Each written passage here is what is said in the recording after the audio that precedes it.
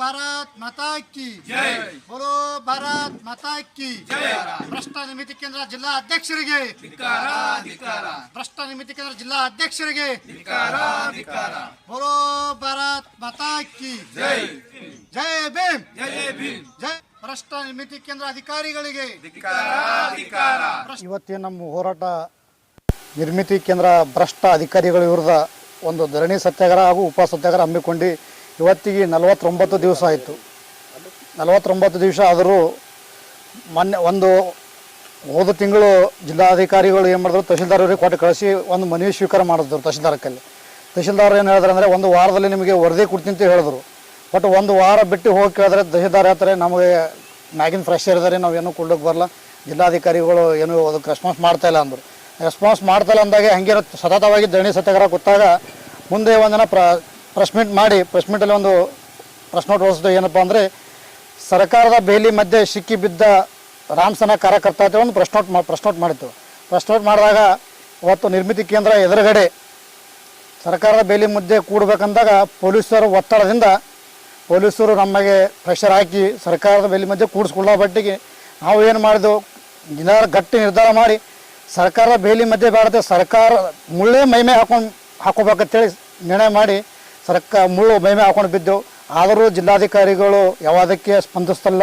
ತಹಶೀಲ್ದಾರ್ ಬಂದು ನಮ್ಗೆ ಒಂದು 10 ದಿನ ಕಾಲಾವಕಾಶ ಕೊಡ್ರಿ, ಕಾಲಾವಕಾಶ ಕೊಟ್ಟಾಗ ನಿಮಗೆ ವರದಿ ತಂದು ತಲುಪಿಸಿ ಅಂತೇಳಿ ಭರವಸೆ ಕೊಟ್ಟು ಹೋಗ್ತಾರೆ.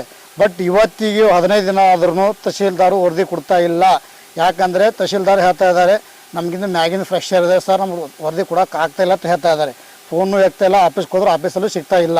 ಬಟ್ ನಮಗೇನು ಅನ್ನಿಸ್ತಾ ಇದೆ ಅಂದ್ರೆ ನಿರ್ಮಿತಿ ಕೇಂದ್ರ ಅಧ್ಯಕ್ಷರು ಈ ಥರ ಫ್ರೆಶರ್ ಹಾಕೋಕ್ಕೆ ಕಾರಣ ಏನಂತ ಗೊತ್ತಾಗ್ತಾ ಇಲ್ಲ. ಏನು ಯಾರ್ದು ಒತ್ತಡ ಇದೆಯೋ, ಏನು ಇದ್ರೊಳಗೆ ಕುಮ್ಮಕ್ಕ ಅವ್ರದ್ದು ಇದೆಯೋ, ಏನು ಅವರು ಪಾರ್ಟ್ನರ್ ಇದೆ ಅಂತೇಳಿ ನಮಗೇನು ಜಿಲ್ಲಾಧಿಕಾರಿಗಳ ಮ್ಯಾಗ ಸಂಶಯ ಬರ್ತದೆ. ಅದಕ್ಕೋಸ್ಕರ ಇವತ್ತು ನಾವು ಧರಣಿ ಕೂತು 49 ದಿನಗಳದು, ಇಲ್ಲಿವರೆಗೆ ನಮ್ಗೆ ನ್ಯಾಯ ಸಿಗ್ತಾ ಇಲ್ಲ.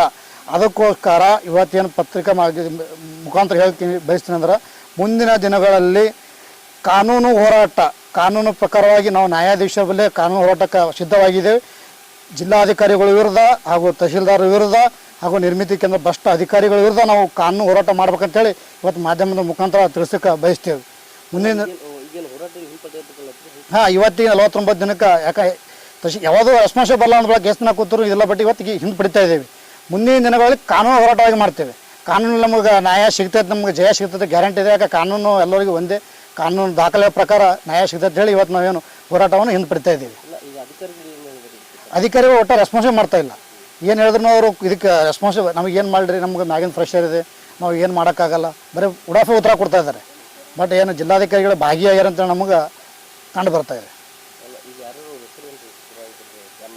ಈಗ ಶಾಮೀಲಾದವರು ನಿರ್ಮಿತಿ ಕೇಂದ್ರ ಅಧ್ಯಕ್ಷರು, ಇಲ್ಲಿಯ ಪ್ರಾಜೆಕ್ಟ್ ಮ್ಯಾನೇಜರ್ ರಾಜಶೇಖರ್ ಅವರು, ಡೂಪ್ಲಿಕೇಟ್ ಇಂಜಿನಿಯರಿಂಗ್ ಇಬ್ಬಲ್ ಅವರು, ಆಯಿತು ಚೆನ್ನಪ್ಪ ಅಂತೇಳಿ ಇಷ್ಟು ಜನ ಆಯಿತು. ಒಬ್ಬ 75 ವರ್ಷದಿಂದ ರಿಟೈರ್ಮೆಂಟ್ ಆದರೂ ವಯಸ್ಸಾದರೂ ಲೆಕ್ಕಾಧಿಕಾರಿ ಶಿವಾನಂದ ಅಂತೇಳಿ ಇವ್ರ ಮ್ಯಾಗ ನಮ್ಮದು ಸಂಶಯ ಇದೆ. ಸರ್ ಯಾವ ರೀತಿ ಎಲ್ಲ ದಾಖಲೆಗಳು ನಮ್ಮ ಹತ್ರ ಇದೆ. 2 ಸಾರಿ ತಹಶೀಲ್ದಾರ್ ಬಂದು ಹೋಗಿ ನಮ್ಮಲ್ಲಿ ದಾಖಲೆಗಳಿದೆ, ಮಾಧ್ಯಮದಲ್ಲೂ ಬಂದಿದೆ. ಅದೇ ಪ್ರಕಾರ ನಾವು ಕೋರ್ಟಲ್ಲಿ ಇವೆಲ್ಲ ದಾಖಲೆಗಳು ಕೋರ್ಟಿಗೆ ಸಬ್ಮಿಟ್ ಮಾಡಿ ಕೋರ್ಟ್ದಿಂದ ನ್ಯಾಯ ಪಡಿಬೇಕಂತೇಳಿ ನಾವು ನಿರ್ಣಯ ಮಾಡಿದ್ವಿ. ಹಾಂ ಇದೆ ಸರ್, 100% ಇದೆ. ಯಾಕಂದ್ರೆ ನಮ್ಮಲ್ಲಿ ಎಲ್ಲ ದಾಖಲೆಗಳು ಒರಿಜಿನಲ್ ದಾಖಲೆ ರಿಪೋರ್ಟ್ ಇದೆ, ನಮ್ಮ ಪರ ಆಗಿದ್ದು ರಿಪೋರ್ಟ್ನೂ ಬಂದಿದೆ. ಬಟ್ ಆ ರಿಪೋರ್ಟಿಗೆ ಫ್ರೆಶರಿಂದ ಮುಚ್ಚಾಕ್ತಾ ಇದ್ದಾರೆ. ಬಟ್ 100% ಸತ್ಯ ಇದೆ. ಕಾನೂನಲ್ಲಿ ಜಯ ಗೆದ್ದೇ ಗೆದ್ದಿದೆ. ಕಾನೂನು ರೀತಿಯಿಂದ ಲಾಯರ್ ಮುಖಾಂತರ ನಾವು ಕಾನೂನು ಹೋರಾಟ ಸ್ಟಾರ್ಟ್ ಮಾಡ್ತೀವಿ.